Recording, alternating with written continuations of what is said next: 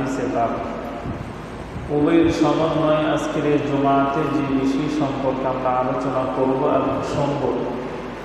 আমাদের আজকের জুমার আলোচনার আলোচ্য বিষয় হচ্ছে নামাজের গুরুত্ব সম্পর্কে। আজকে আলোচনার আলোচ্য বিষয় হচ্ছে নামাজের গুরুত্ব সম্পর্কে। নামাজ তো আমরা পড়তেছি, ইনশাআল্লাহ যতদিন জীবিত থাকবো অবশ্যই পড়তেই হবে। এটা আমাদের জন্য একটি ফরজ বিষয় আল্লাহ কর্তৃক। এ নামাজ আমরা যদি পড়ি, এতে আল্লাহ তাআলার কোনো লাভ নাই। আর যদি আমরা নাও পড়ি, এত আল্লাহ পাকের কোনো লস নাই। এ নামাজ পড়া না পড়া, সফলতা আর বিফলতা উভয়টি আমাদের নিজেদের। তো আমরা যদি এই নামাজকে নিজের জীবনের পাথর বানিয়ে নিই এবং জীবনে যতদিন আল্লাহ তাআলা আমাদেরকে হায়াতে জিন্দেগিতে রাখবেন, নামাজকে রাসূলুল্লাহ সাল্লাল্লাহু আলাইহি ওয়াসাল্লামের তরিকা অনুযায়ী আল্লাহর বিধান মতো আদায় করব। এই নামাজ দ্বারাই আল্লাহ তাআলা দুনিয়া আখিরাত উভয় জাহানে আমাদেরকে সফলতা দান করবে। আর এছাড়া যদি আমরা আমাদের নিজের মতোই করি, নামাজ পড়তেছি, পড়লাম, হইল হইল, না হইলে নাই। এই মুরব্বীর একটা কথা বলেন, অনেক সময় শুনি, দাদা দিছে বান্তদা, বাইন্দা আইছি উদা দান, কয় না? দাদা দিছে বান্তদা, বাইন্দা আইছি উদা দান। মানে হ্যাঁ দিছে বান্দার জন্য বানতেছে। এই দান যে বান্দাইলে কোন কোয়ালিটি, এটা কি ভালো করে রোদ দিয়ে করা, বেশি করলে চাউল ভেঙে যায়। আবার যদি একদম কম শুকনো হয়, এও সমস্যা হয়। তাহলে এটা মিডিয়াম ধরনের কি করতে হবে? গরম করতে হবে। প্রত্যেকটা জিনিসের একটা নিয়ম তান্ত্রিক আছে। সীমাতরিক্ত করলেও সেটা নষ্ট হয়ে যাবে।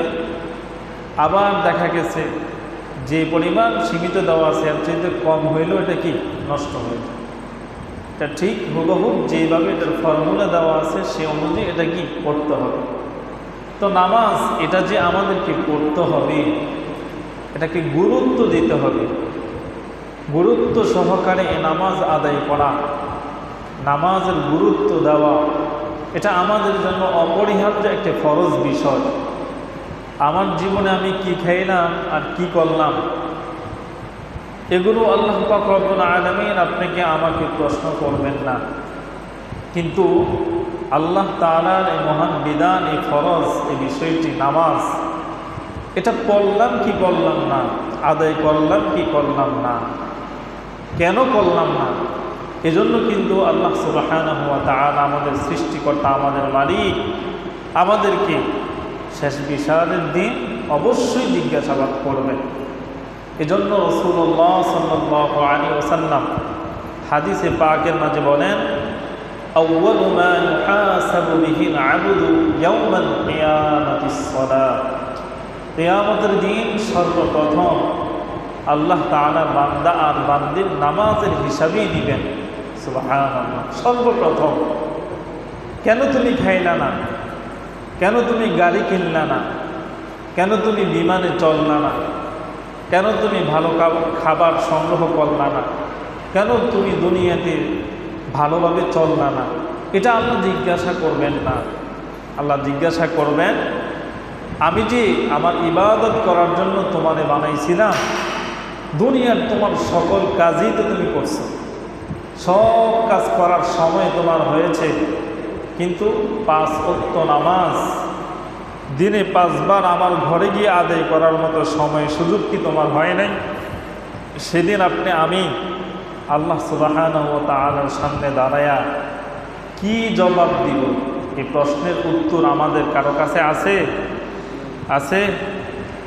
আমি যে কথা বলতেছি, আমি যে নিঃশ্বাস নিতেছি, আমি যে এই চোখ দিয়ে এত সুন্দর পৃথিবী সাজানো পরিপাটি, এত সবুজ শ্যামল প্রাকৃতিক, এত সুন্দর মনোরম দৃশ্য এই দেখতেছি, এত সুন্দর পানি খায়া নিজের জীবনের তৃষ্ণা নিবারণ করতেছি, আহার পেরা নিজের আত্মতৃপ্তি গ্রহণ করতেছি, আরও মনের খায়সাতা যা আছে সব আমি উপভোগ করতেছি।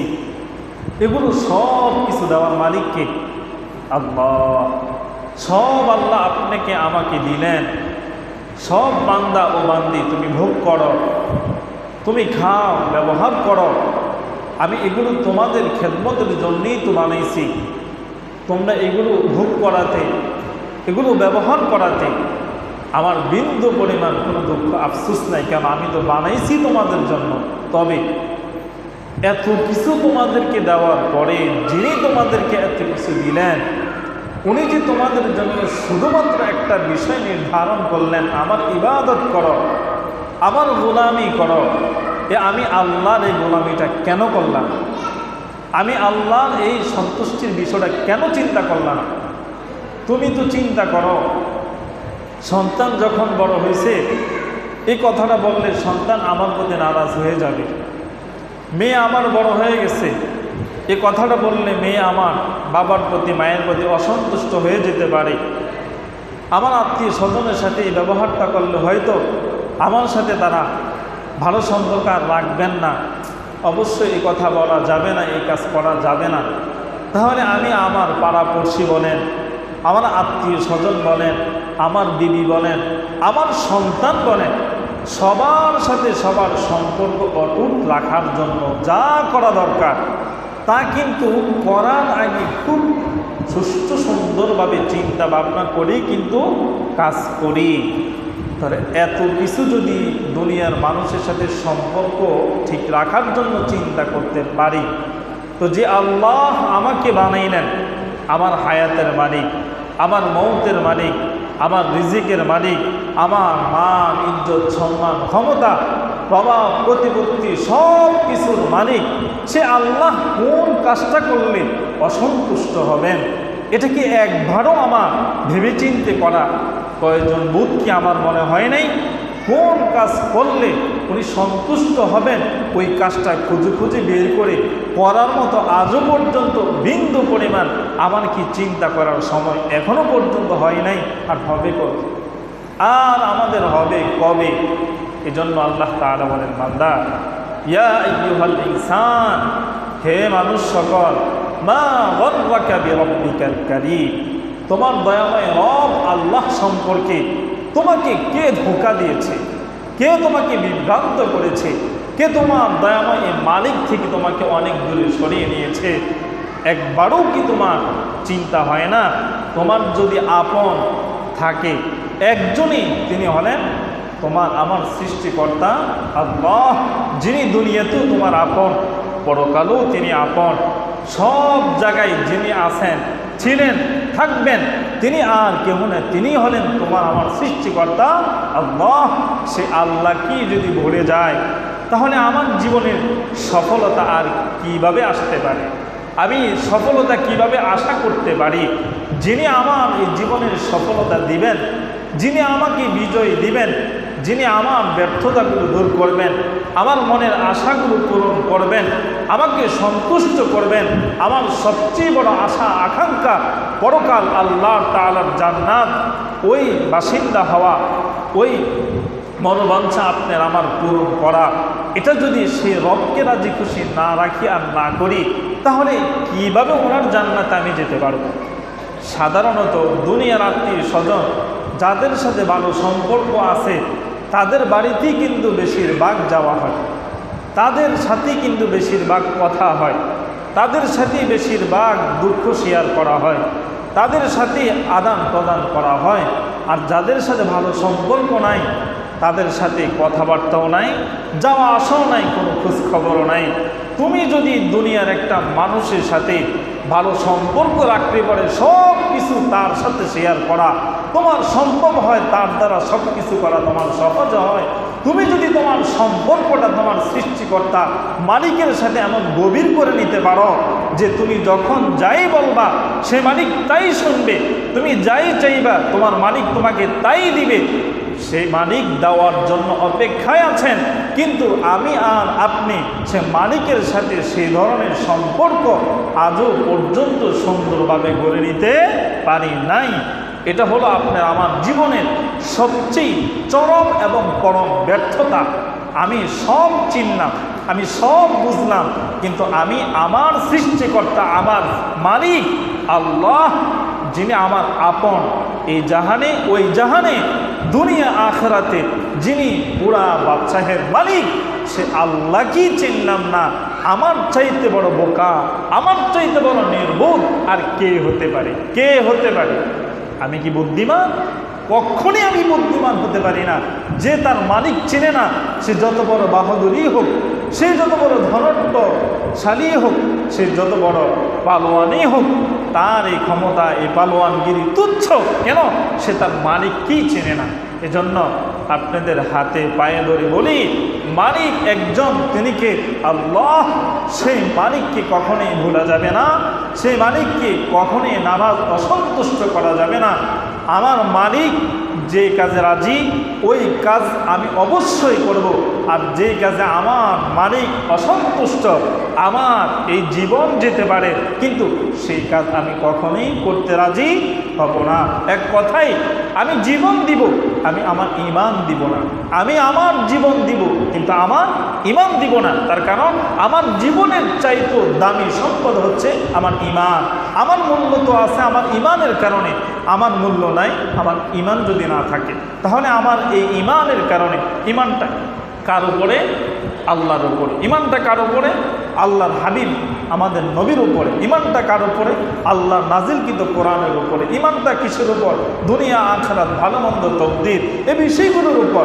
এগুলোর উপরেই যদি আমাদের আস্থা বিশ্বাস না থাকে, আমি ঈমানদার, আমি মুসলমান, এটা আমি কিভাবে দাবি করতে পারি? তাহলে বরং সবচেয়ে বড় আগে এই জিনিস চরমভাবে মনে রাখতে হবে, সব কিছুর আগে আমি আমার আল্লাহকে আমার জেনে আমার প্রত্যেকটা কাজে স্মরণে অবশ্যই রাখতে হবে। আবার এই মালিক অবশ্যই আমার প্রতি সন্তুষ্ট থাকতেই হবে, আর ওই থাকার মতো এই কাজ আমাকে অবশ্যই করতেই হবে। পারবেন তো ইনশাআল্লাহ?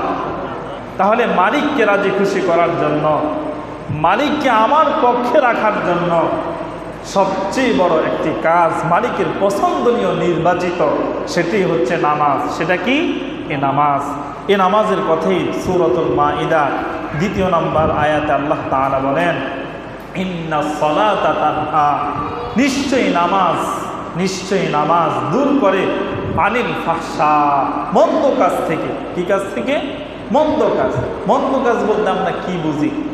আমার এই জবান দিয়ে অনেক ধরনের খারাপ কটু কথা আসে, আমার এই চোখ অনেক খারাপ জিনিস দেখতে চায়, আমার এই দিল অনেক খারাপ জিনিসের ফিকির করতে চায়, আমার এই হাত অনেক খারাপ জিনিস স্পর্শ করতে চায়, আমার এই পাও অনেক খারাপ পথের দিকে অগ্রসর হতে চায়, আমার এই ব্রেন বিভিন্ন খারাপ জিনিস নিয়ে সে চিন্তা ফিকির করতে চায়। কিন্তু যখন নামাজে মশগুল হয়ে যায়, না তার কোনো অঙ্গ প্রত্যঙ্গ ওই খারাপের দিকে তার ফিকির যায়, না তার মনোযোগ যায়, প্রতিটা অঙ্গ প্রত্যঙ্গেই একসাথে একযোগে খোদার সেই কুদরতি বাই লুটিয়ে পড়ে, সে আল্লাহর পদ চুম্বন করে, আর প্রত্যেকটা অঙ্গ প্রত্যঙ্গে সাক্ষী দেয়, লা ইলাহা ইল্লাল্লাহ, লা ইলাহা ইল্লাল্লাহ, এই মালিক ছাড়া আর কোনো মালিক নাই, আমার ইবাদতের উপযুক্ত একমাত্র আমার প্রশংসার উপযুক্ত একজনই তিনি হলেন আমার মালিক, লা ইলাহা ইল্লাল্লাহ। আমার এই আল্লাহ ছাড়া আর কেহ না, কেহ না আমার এই উপাসনার মালিক একমাত্র আমার আল্লাহ। আমার আল্লাহকে ব্যতীত আমি কাউকে সেজদা করতে পারি না, যদি করি আমার ঈমান থাকবে না। অতএব আমি যদি সেজদা করতেই হয়, আমাকে একজনের কদমেই সেজদা দিতে হবে, তিনিই হলেন লা ইলাহা ইল্লাল্লাহ, নাই কোনো মাবুদ এক আল্লাহ ছাড়া। এ আল্লাহর কথা মনে রাখতে হবে। এ আল্লাহকে মনে রাখার জন্য 1 নাম্বার কাজই হলো নামাজ। এ নামাজ করলে মন্দ কাজ নামাজ আপনার আমার থেকে দূরে সরিয়ে দিবে। ওয়ালাযিকরুল্লাহি আকবার। আর জিকিরের মধ্যে, আল্লাহকে স্মরণ করার মধ্যে সবচেয়ে বড় কাজই হলো নামাজ। নামাজে যে পরিমাণ আল্লাহ তাআলার প্রতি আপনার আমার ভালোবাসা দিলে জন্মায়, যে পরিমাণ মন আল্লাহর দিকে ঝুঁকে যায়, অন্য কোনো ইবাদতে এই পরিমাণ কিন্তু আল্লাহর দিকে ঝুঁকে না। নামাজে যখন দাঁড়াই, যখন কেরাত পড়ি, সানা থেকে শুরু করে প্রত্যেকটা কাজে আপনার আমার মন, আপনার আমার দিল, প্রত্যেকটা অঙ্গ কার স্মরণে থাকে? একমাত্র আল্লাহর স্মরণেই থাকে। আঙ্গুলের মাথাগুলো ক্যাবলার দিকে, তার মানে আল্লাহর দিকে।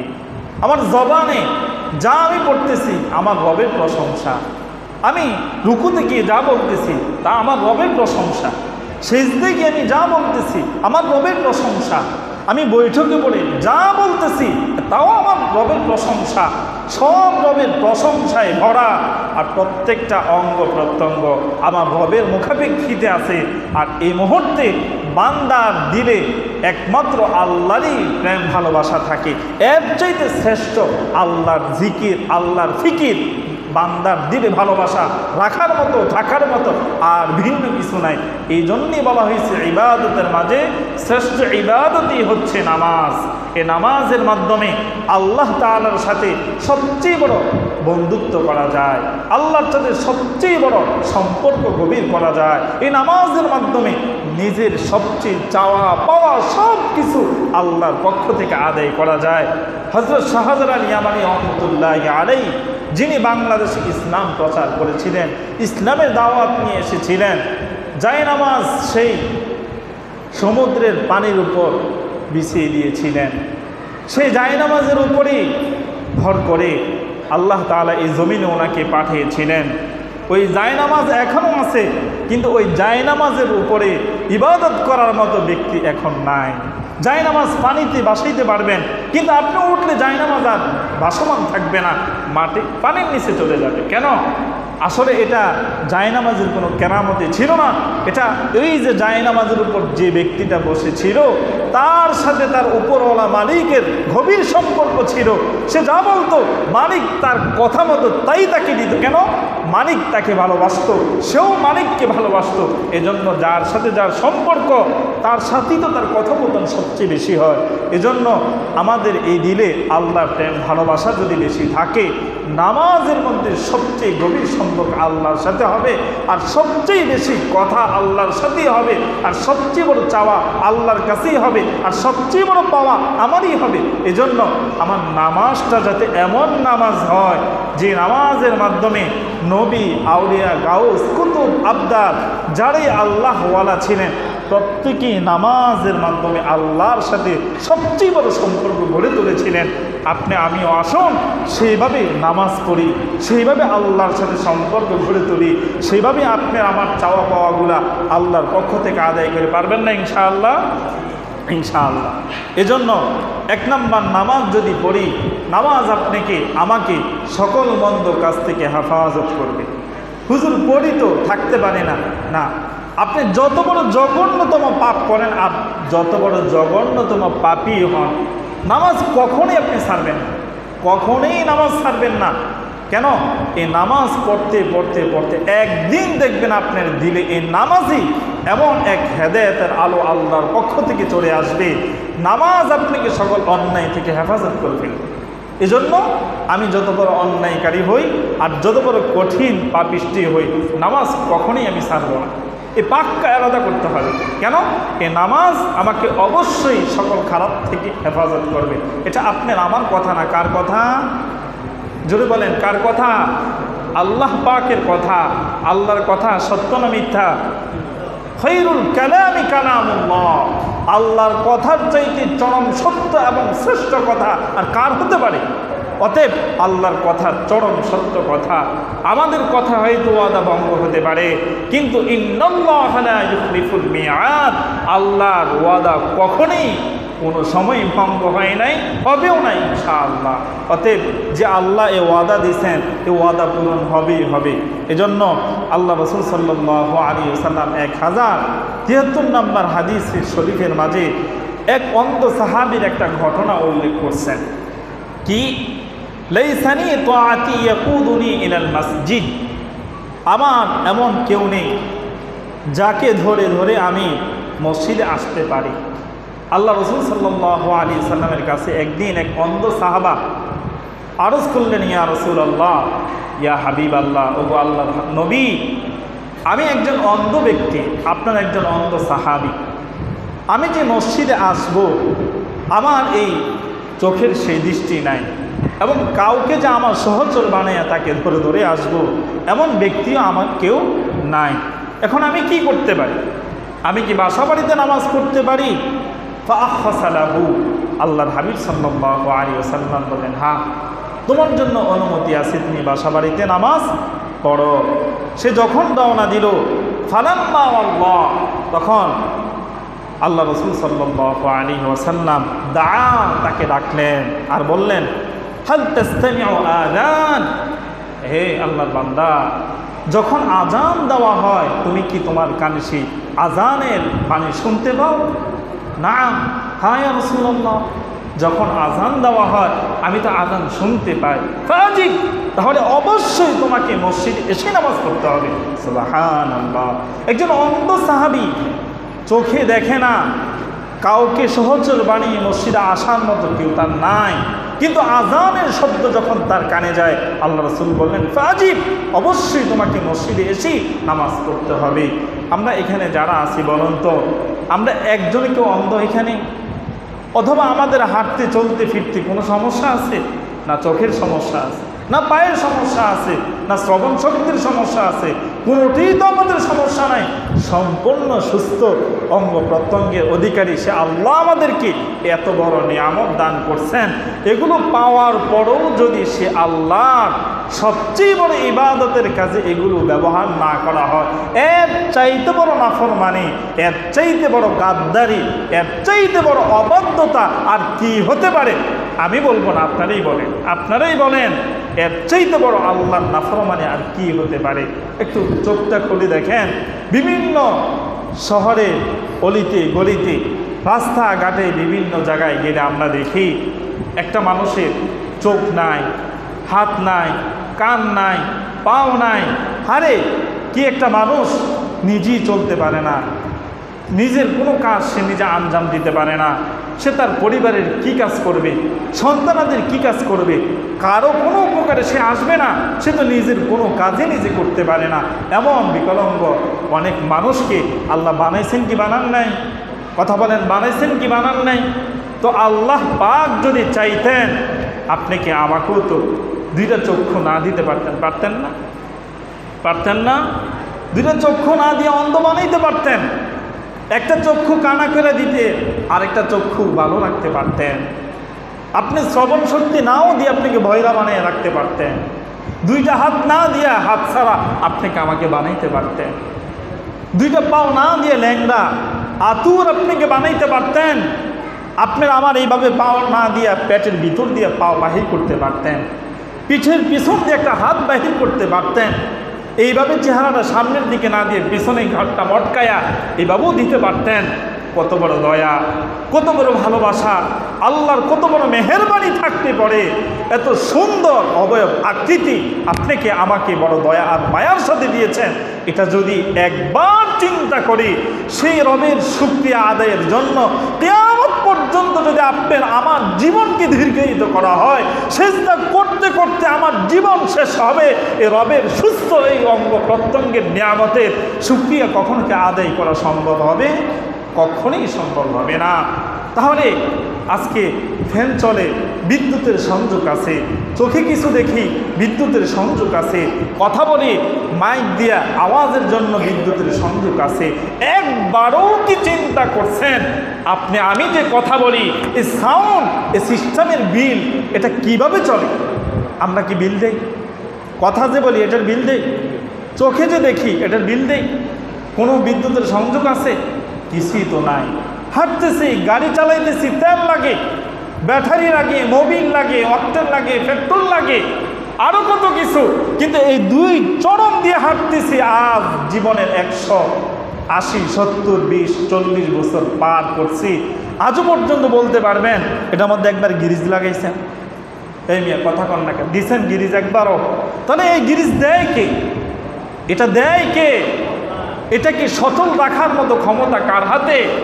সে আল্লাহ তো আপনাকে এত সুন্দর জিনিস দেওয়ার পরে সে আল্লাহর দরবারে আসেন না, সে আল্লাহর কদমে সিজদা দেন না, সে আল্লাহকে স্মরণ করেন না, সে আল্লাহর ভয় ভিতরে রাখেন না, তাহলে আপনি কাকে স্মরণ করবেন, কাকে মনে রাখবেন? হ্যাঁ, আমরা মনে করি, আমরা স্মরণও করি, আমরা জিকিরও করি, পরম সিজদাও দিয়ে থাকি। কখন?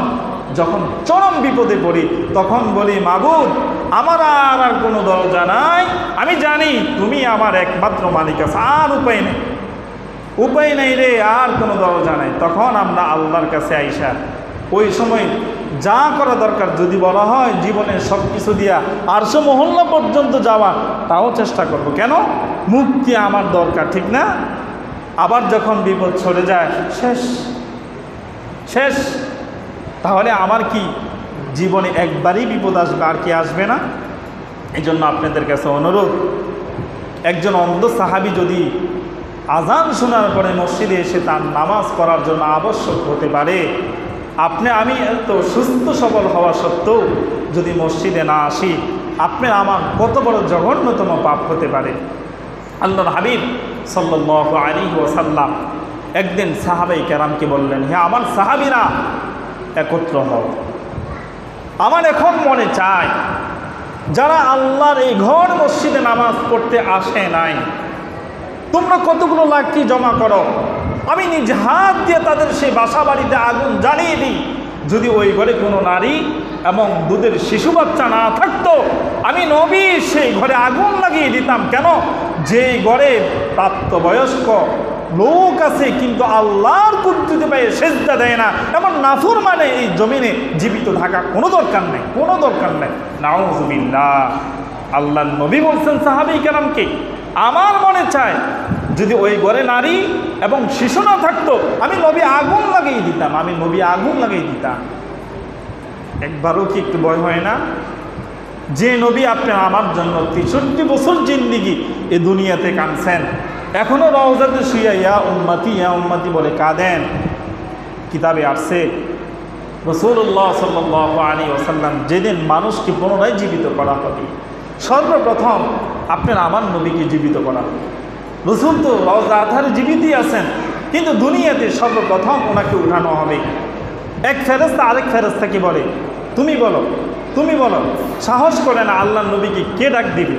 এর মধ্যে একজন ফেরেশতা সালাম দিয়ে, আসসালাতু ওয়াসসালামু আলাইকা ইয়া রাসূলুল্লাহ, আসসালাতু ওয়াসসালামু আলাইকা ইয়া হাবিবাল্লাহ, আসসালাতু ওয়াসসালামু আলাইকা ইয়া নবিয়াল্লাহ। ওগো আল্লাহর বন্ধু, আল্লাহর হাবিব, ওঠার সময় হয়ে গেছে, আপনি উঠেন। আল্লাহ রাসূল সাল্লাল্লাহু আলাইহি ওয়াসাল্লাম উঠেই চমকিয়ে যাবেন। কপালের মধ্যে থেকে আল্লাহ রাসূল মাটিগুলো এভাবে মুছবেন। মোছার পরে সর্বপ্রথম আপনার আমার নবী বলবেন, আমার উম্মতগুলো কোথায়? চিন্তা করছেন? আপনার আমার নবী কপালের মাটিগুলো মোছার পরে সর্বপ্রথম ফেরেশতাদেরকে জিজ্ঞেস করবেন, আমার উম্মতগুলো কোথায়? ফেরেশতারা বলবেন, ইয়া রাসূলুল্লাহ, এখনো পর্যন্ত কোনো মানুষকে জীবিত করা হয় নাই। টেনশন আপনি কইরেন না, সর্বপ্রথম আপনি কি জাগ্রত করা হয়েছে। আল্লাহ রাসূল উঠবেন। উঠার পরে আল্লাহ রাসূল সাল্লাল্লাহু আলাইহি ওয়াসাল্লামকে হাসরের ময়দানে যে সিংহাসন থাকবে, আল্লাহ তাআলা সভাপতি, তার পাশেই একটি এরকম সুন্দর সিংহাসন আপনার আমার নবীর জন্য আল্লাহ রাখবেন। রাখার পরে আল্লাহ নিজে আপনার আমার নবীকে বলবেন, ও আমার নবী, ও আমার বন্ধু, বসেন না, আপনি চেয়ারে বসেন, এই চেয়ারটা তো আপনার জন্য রাখছে, আপনি বসেন। আপনার আমার নবী সে চেয়ারে বসবেন না, কিন্তু আল্লাহ রাসূলের হাত মোবারক চেহারার মধ্যে, এই চেয়ারের মধ্যে এভাবে রাখবেন। এভাবে রাখার পরে আল্লাহ তাআলা জিজ্ঞেস করবেন, বন্ধু আপনি কি বলছি চেয়ারে বসতে, আপনি চেয়ারে না বসে চেয়ারে কেন হাত রাখলেন? আল্লাহ রাসূল সাল্লাল্লাহু আলাইহি ওয়াসাল্লাম তখন বলবেন, ওগো আল্লাহ, আমি যদি আজকের এই দিনে চেয়ারে বসে থাকি, আমার গুনাহগার উম্মতগুলোকে কে বাঁচাবে? আমি চেয়ারে বসবো না। কেন? আমি যদি চেয়ারে বসে যাই, আমার গুনাহগার উম্মতগুলো তো জাহান্নামে চলে যাবে। অতএব আমি এই চেয়ারের মধ্যে বসতে চাই না, আমার গুনাহগার উম্মতদেরকে বাঁচাতে চাই।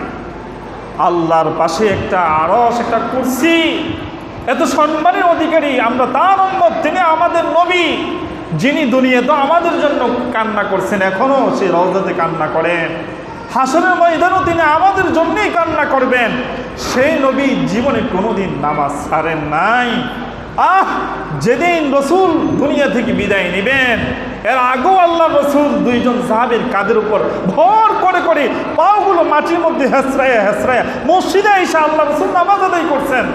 কিন্তু আপনি আমি এত সুস্থ সবল থাকা সত্ত্বেও আল্লাহর ঘরে আসি না, আল্লাহর কুদরতি পায়ে সেজদা দেই না, আল্লাহকে স্মরণ করি না, আল্লাহর ভয় ভিতরে রাখি না। সেই নবী কি সেদিন আপনি আমার জন্য শাফাত করবেন? করবেন? এরপরে আল্লাহ তাআলা বলবেন, নবী গো, ওয়াদা দিলাম আপনারই, আপনি বসান এই চেয়ারে, আপনার একটা উম্মত আমি জাহান্নামে দিব না, যারা পাপ করে নাই তাদেরকে একজনকে আমি জাহান্নামে দিব না। আপনার আমার নবী এরপরে বলবেন, আল্লাহ যারা পাপ করে নাই তাদেরকে শুধু মাফ করে দিবেন, যারা পাপ করছে তাদেরকে মাফ করবেন না। হ্যাঁ, আমি নবী আমার একটা উম্মতকেও জাহান্নামে যেতে দিব না, যতক্ষণ না পর্যন্ত আমার একটা উম্মত জান্নাতে যাওয়া বাকি থাকবে। আমি নবী এই চেয়ারে বসবো। আল্লাহু আকবার, আমি এই চেয়ারে বসবো না। কিতাবের মধ্যে আসছে আপনার আমার নবী একবার যাবেন আরশে কুরসির নিচে, আবারও আপনার আমার নবী যাবেন মিজানের পাল্লার কাছে, আবার যাবেন ফুলসিরাতের পোলের কাছে। কেমন? বাচ্চাওয়ালা মোরগ চিলে যখন তার বাচ্চা নেওয়ার জন্য উপর থেকে সবল মারে, মোরগ কিন্তু উড়াল দিতে পারে না, কিন্তু তারপরও তার বাচ্চাকে বাঁচানোর জন্য সে উড়াল দেয় কি দেয় না? উড়াল দেয় কি দেয় না? সে জানে আমার এই পাখাতে সে পাওয়ার নাই, উড়াল দেওয়ার মতো সে শক্তি আমার নাই, কিন্তু আমার সন্তান এখন চিনে নিয়ে যাবে আর আমি মা হিসেবে এখানে বসে থাকবো না, তা হতে পারে না। জীবন দিয়ে হলো সন্তানের জীবন বাঁচাতে হবে। ঠিক আপনার আমার নবীও সেদিন বাচ্চাওয়ালা মোরগের মতো একবার ফুলসিরাতে, একবার মিজানে, আবারও আপনার আমার নবী সে আরশে মহল্লান দিচ্ছে, এইভাবেই দৌড়াবে। কার জন্য বলেন তো? কার জন্য বলেন? এটা আওয়াজ দেন, কার জন্য? উম্মতের জন্য, উম্মতির জন্য। সেই নবী যদি আমাদের জন্য এত কিছু করতে পারেন, আমরা নবীর জন্য, সে আল্লাহর জন্য কি করতেছি, কি করতেছি? আপনাদের হাতে পায়ে ধরে অনুরোধ করি, ভাই বাবারা, বন্ধুরা, মা বোনেরা, যা জীবনে করছেন সব শেষ। আজকের থেকে জীবনের নতুন খাতা খোলেন।